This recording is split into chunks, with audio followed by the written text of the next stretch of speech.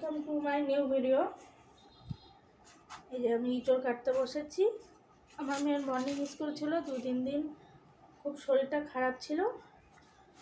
তারপরে আজকে স্কুলে গেল, কালকে আবার ছুটি, কালকে শনিবার, কালকে ছুটি, রবিবার ছুটি, তারপর সোমবারে আবার ওকে স্কুলে পাঠাবো।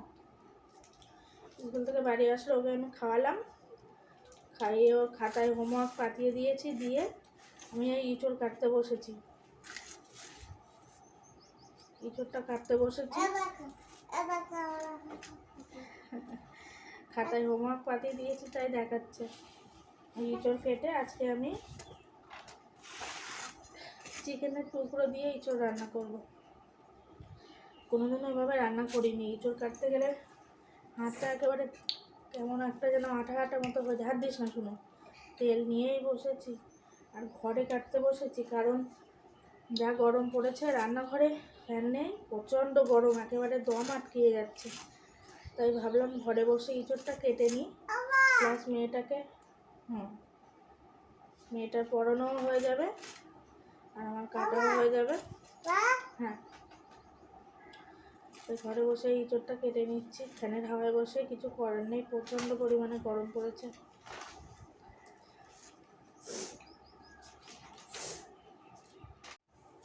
একদিকে ইঁচড় কাটছি আর আমার মেয়ে বই পড়ছে। এবারে তো অনেকে বলতে পারে যে স্কুল থেকে সবাই বাড়ি আসলো, মেয়েটাকে এক্ষুনি বই পড়ানোর কী দরকার।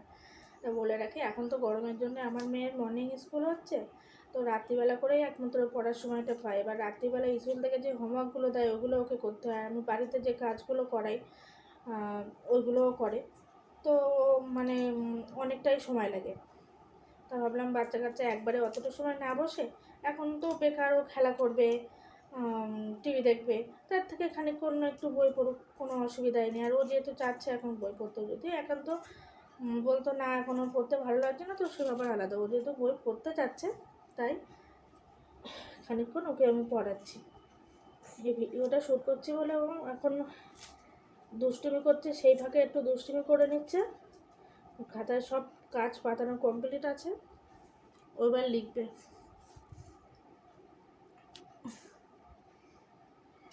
কি একটা বানিয়েছে তাই দেখাচ্ছে। বাবা, গরমে ঘেমে একদম চান করে গেছি। ইঁচড় কাটা হয়ে গেছে, মাছটা ধুয়ে মাছ ভাজা বসিয়ে নিয়েছি। প্রচণ্ড গরম লাগছে আর রান্না করতে একদম ভালো লাগছে না। যে একদিকে ইঁচড় কষাচ্ছি চিকেন দিয়ে,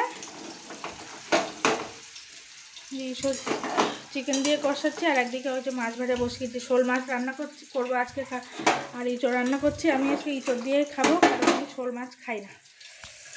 তা শোল মাছের ঝালটা করবো, ওর বাবা আর মেয়ে খাবে, আর আমি ইঁচড় দিয়ে খেয়ে নেবো। হালকা পাতলা করে করছি। এই যা গরম পড়েছে, একদম কষা কষা করে তরকারি করলে, ঝালটাও বেশি দিলে একেবারে শরীর খারাপ হয়ে যাবে।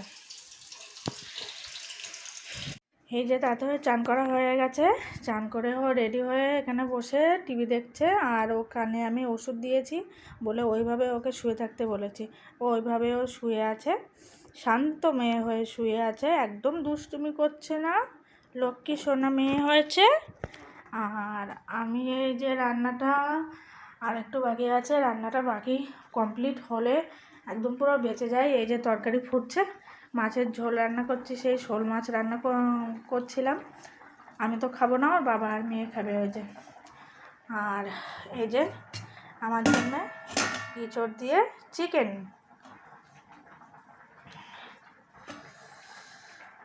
তরকারিটা দেখতে কেমন লাগলো অবশ্যই কমেন্ট করে জানাবেন। জানি না কেন আপনারা কেউ কমেন্ট করেন না, তা যদি ভালো লাগে অবশ্যই কমেন্ট করে জানাবেন।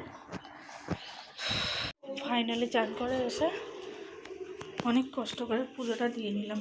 ভীষণ কষ্ট হয়েছে আজকে, মানে বসে ঠাকুরের বাসন মাজতে পারছি না, এখানে দাঁড়িয়ে মোটে পুজো দেওয়া যাচ্ছে না, এতটাই গরম লাগছে এখানে।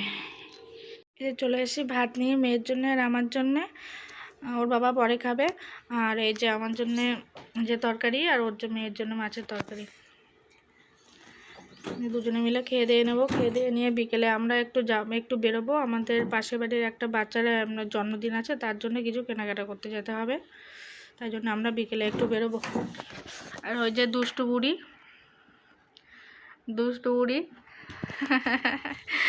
হুম।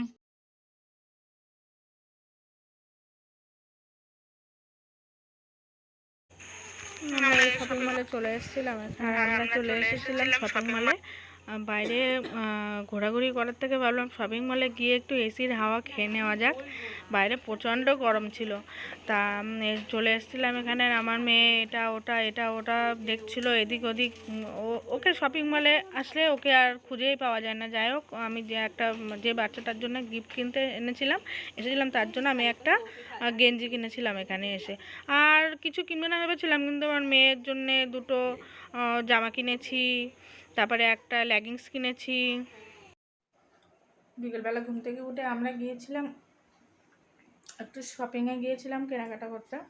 কেনাকাটা করে এসে আমরা প্রচুর ক্লান্ত, খেয়ে দিয়ে মেয়ে ঘুমিয়ে পড়েছে। আমিও এবার শোবো, জোয়ান খাচ্ছি। তো আজকের ভিডিওটা এই পর্যন্ত। আমাদের দেওয়া ভিডিওগুলি যদি আপনাদের ভালো লেগে থাকে অবশ্যই আমাদের চ্যানেলটিকে লাইক করবেন, সাবস্ক্রাইব করবেন। টাটা।